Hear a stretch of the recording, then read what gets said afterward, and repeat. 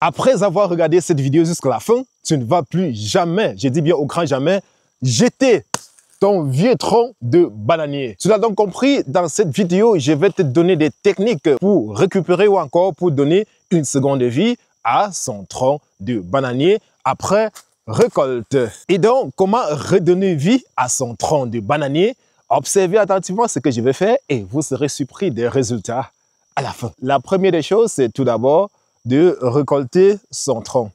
Et pour le faire, il faut d'abord procéder par un nettoyage. Voilà, on va d'abord nettoyer. Le nettoyage consiste à enlever ces anciennes gaines foliennes des âges sèches parce que ça ne va pas nous servir dans le processus de ce que nous allons faire. Donc, observez attentivement et vous-même, vous serez surpris à la fin des résultats qu'on va avoir. Voilà. Bon, avant de récolter, je vais d'abord vous montrer quelque chose. Donc, vous allez observer attentivement ce que je vais vous montrer là. Vous allez observer attentivement ce que je vais vous montrer. Et vous aurez les explications à la fin de la vidéo. Donc, si vous observez là, vous allez vous rendre compte que il y a en quelque sorte l'eau, oui, qui est en train de suinter là sur ce tronc. Je précise que ce tronc a été récolté il y a pratiquement plus d'1 mois. Voilà. Donc, on a récolté la banane dessus il y a pratiquement plus d'1 mois. Donc, observez, depuis que cela, il y a l'eau qui est en train de suinter. Bon, d'autres volcans vont appeler la sève, mais je vais appeler ça l'eau. Voilà. Donc, l'eau est vraiment en train de suinter. OK. Donc, une fois que le constat a été fait, on continue donc le processus de récolte. Donc, comme je vous l'ai dit, on retire d'abord toutes ces graines qui ne servent pratiquement à rien. Ça veut dire les graines déjà sèches et qu'on sort. Voilà. Bon. Une fois qu'on a retiré les graines sèches, on coupe. Après avoir coupé, si on se rend compte que le tronc est déjà presque pourri comme celui-ci, on peut abandonner, c'est-à-dire jeter en quelque sorte cette demi-souche et récolter l'autre sur vraiment le tronc mère qui est encore là. Voilà. Alors, je précise que on commence toujours par un nettoyage. On enlève d'abord les graines foliées là, sèches. Et après, on récolte. Eh ben.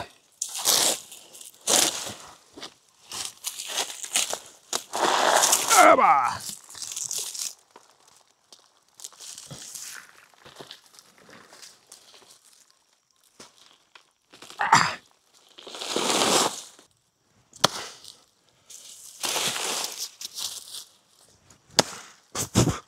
Il y a cette partie un peu sèche là qui refuse d'obtempérer.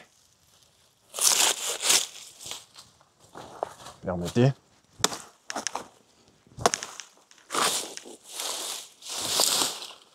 Voilà. Notre tronc étant tombé, on nettoie correctement et bien. Donc, je vous ai dit que le nettoyage consiste à enlever ces vieilles graines qui ne servent pratiquement à rien. Ok, et bah. Faire le nettoyage là.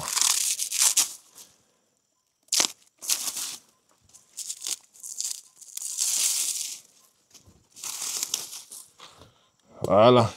Bon, après avoir nettoyé, normalement, on va faire les découpes.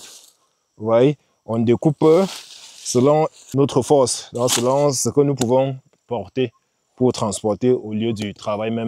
Donc, on va découper en quelque sorte en petits morceaux là.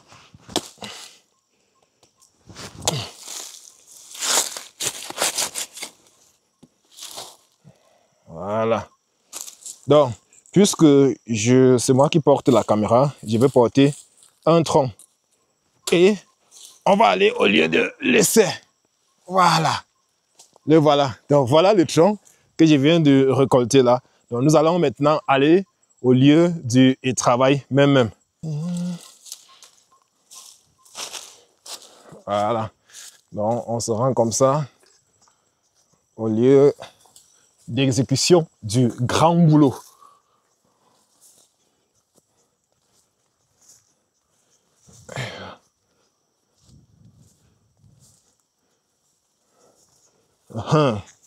Et dans le lieu d'exécution, c'est ici, les gars.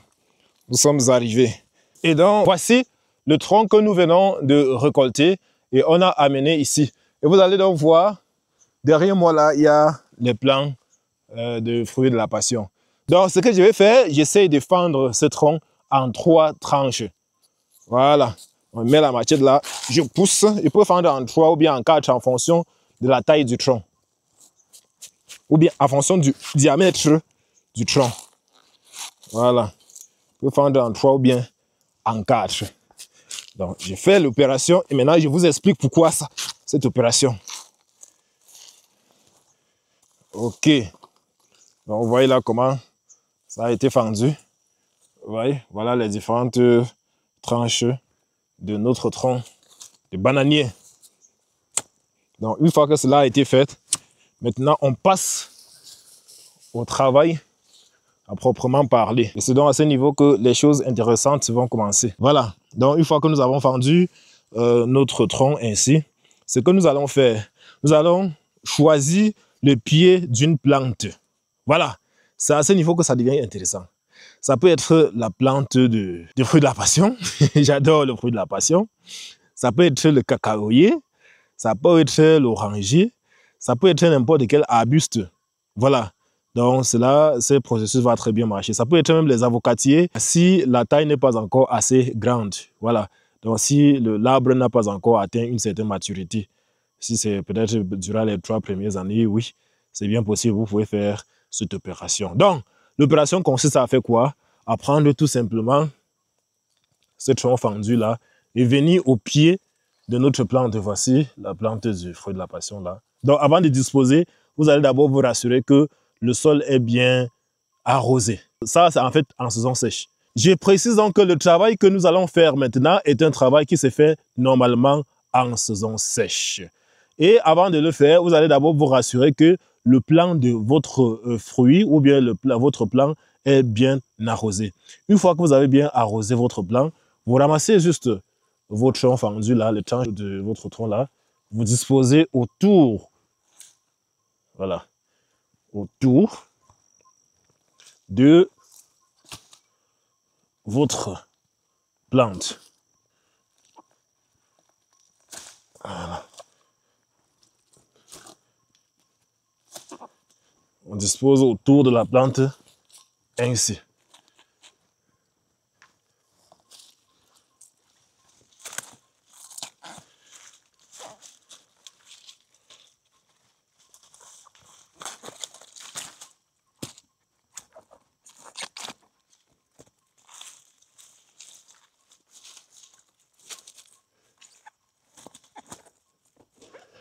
Voilà. Donc, observez attentivement ce qui vient de se passer.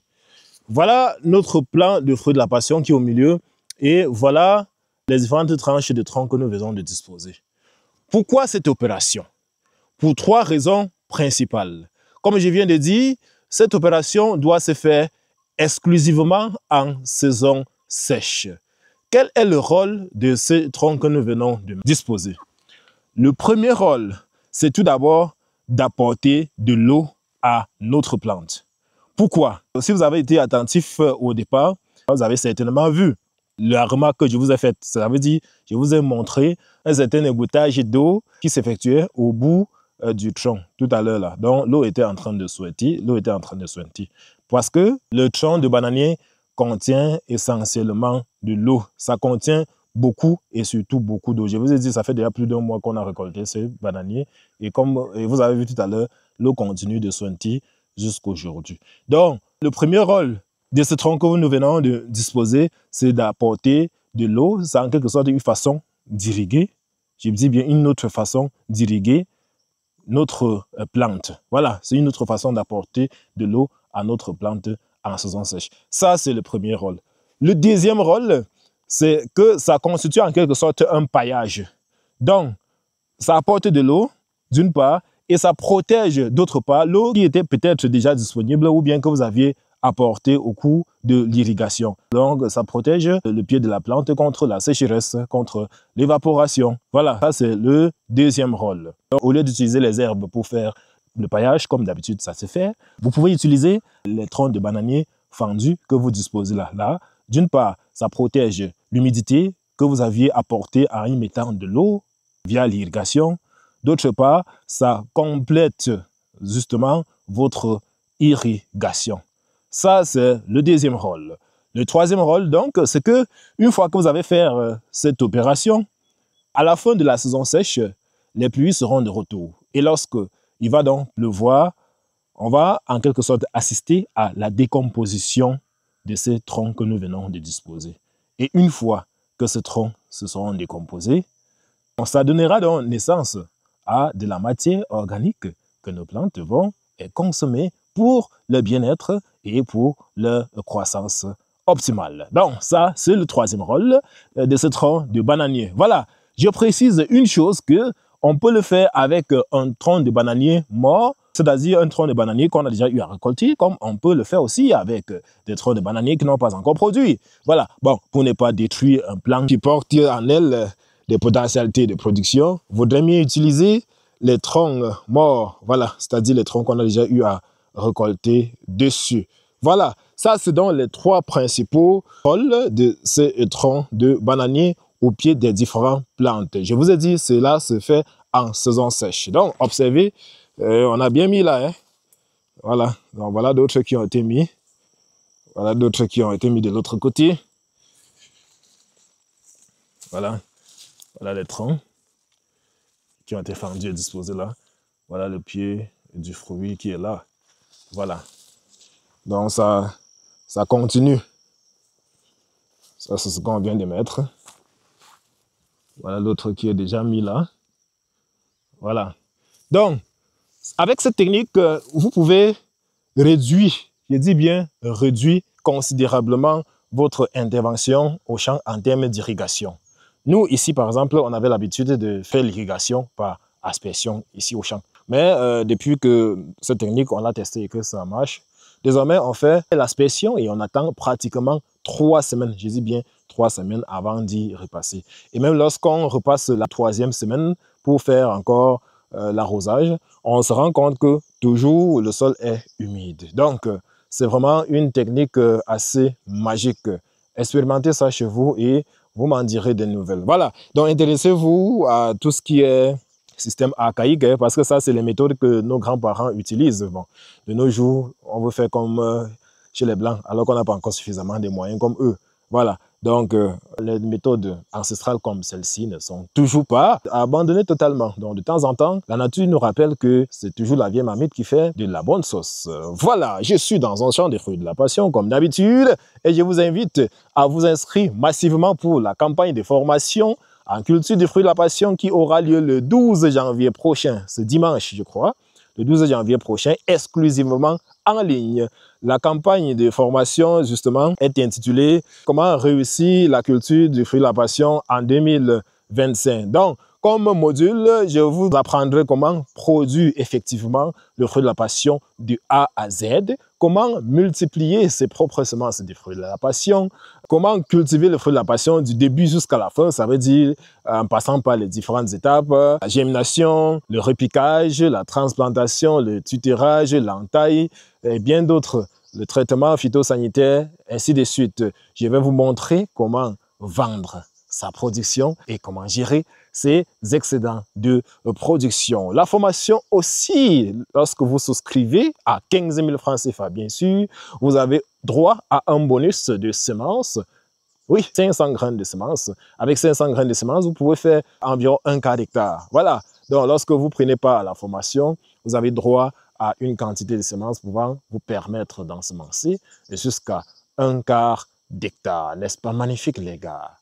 Inscrivez-vous pour la formation. Elle aura lieu le 12 janvier 2025. Je précise aussi une chose.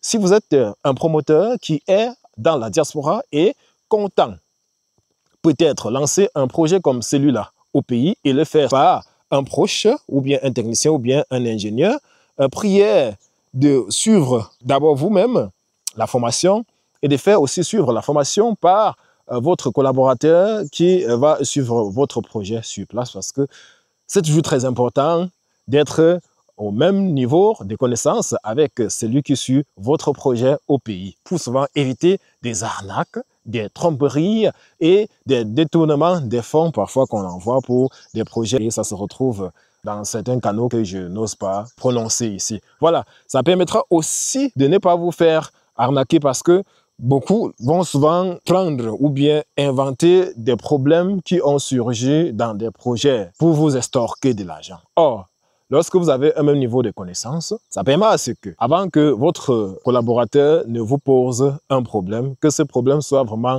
réel et que vous-même, vous puissiez l'analyser et valider le projet avant de déstocker quoi que ce soit. Donc, avant d'envoyer quoi que ce soit en termes d'argent. Inscrivez-vous massivement pour la formation. C'est une bonne année que nous avons donnée à 15 000 francs CFA et en plus, on vous offre les semences pour un quart d'hectare. À préciser que ces semences sont des semences précoces. Précoce, ça veut dire à 3 mois, vous avez les premiers fruits. À 3 mois, ça veut dire 3 mois après la transplantation, vous avez les premiers fruits. Voilà. Et nous allons vous donner les techniques justement pour avoir ces premiers fruits 3 mois après la transplantation. Le fruit de la passion, c'est le business qu'il te faut absolument lancer en 2025. C'est d'ailleurs le meilleur business agricole actuellement. Le seul business que vous lancez là, à partir de 3 mois, vous commencez à avoir les productions ou bien vous commencez à avoir des fruits. Et ceci pendant toute l'année, 365 jours sur 365. Voilà, vous n'allez pas attendre 3 ans pour avoir le premier fruit, pour voir un plan donné peut-être 2 ou 3, 4 fruits et attendre encore 1 an pour voir cette production monter. Non, à 3 mois, vous avez déjà les fruits et à 3 mois, vous pouvez déjà avoir 80 à 100 fruits sur un plan. Et cela monte donc crescendo parce que avec notre itinéraire technique que nous allons d'ailleurs vous donner au cours de la formation, désormais, vous aurez la possibilité de récolter jusqu'à 1000 fruits sur un plan pendant 1 an. Donc, ça veut dire que vous pouvez récolter 1000 fruits sur un plan et par an. N'est-ce pas magnifique? Donc, faisons un petit calcul. Là, nous sommes au Cameroun et nous vendons un fruit de la passion au prix de gros à 50 francs. Bon, je vais prendre la base de 25. Donc, si vous récoltez, par exemple, 1000 fruits et que vous vendez juste un fruit à 25, ça vous revient à 25 000 francs CFA qu'un plan va vous apporter par an. Maintenant, montons l'échelle un peu plus haut. Si vous avez dans votre plantation 2500 plants de fruits de la passion, ça veut dire que vous avez 1 hectare de fruits de la passion et que chaque plant vous procure entre, je dis bien entre 800 et 1000 par an. Essayez un peu de calculer pour voir ce que vous aurez par an sur 1 hectare de fruits de la passion. Inscrivez-vous et on se prend dimanche 12 janvier à 20 h.